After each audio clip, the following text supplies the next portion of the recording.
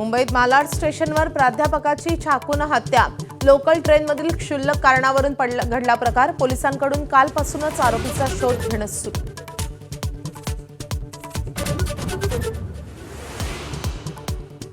केंद्रीय गृहमंत्री अमित शहा आज नांदेडमध्ये गुरु तेग बहादूर साहेबजींच्या 350व्या शहीदी समागम वर्षानिमित्त हिंददी चादर सोहळ्याचा आजचा दुसरा दिवस।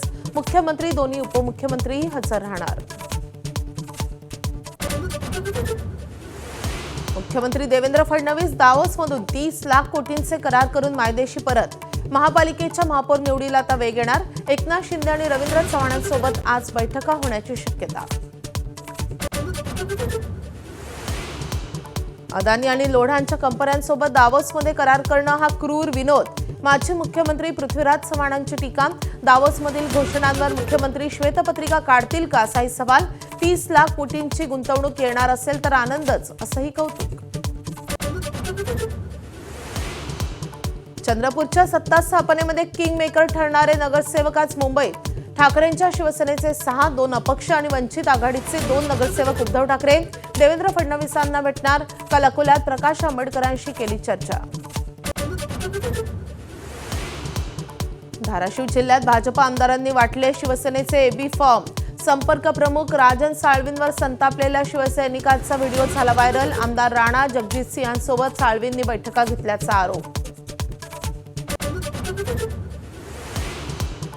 2029च्या विधानसभा निवडणुकीपर्यंत एकनाथ शिंदेंकडे धनुष्यबाण नसेल, चिन्ह गोठवलं जाईल।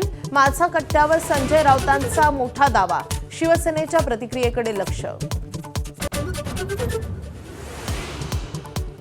मुंबईत उभारण्यात येणाऱ्या बिहार भवनाचा वाद पुन्हा उफाळला। राज ठाकरे महाराष्ट्राचे राजा आहेत का?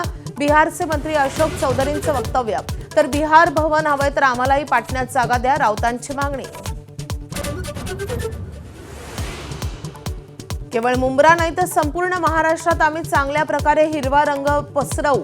एमआयएमचे नेते इम्तियाज जलील यांच्या वक्तव्यानं नव्या वादाची चिन्ह। तर माफीनामा दिलाच नाही, सहर शेख यांचं स्पष्टीकरण। T20 वर्ल्ड कपमधून बांगलादेशला हकलल्यानंतर आता पाकिस्तानच्या भूमिकेकडे जगाचं लक्ष। बांगलादेशवर अन्याय झाला म्हणत पाकिस्तान बहिष्कार घालण्याची शक्यता। पाकिस्तान सरकार सांगेल तसं करणार, असा खुलासा।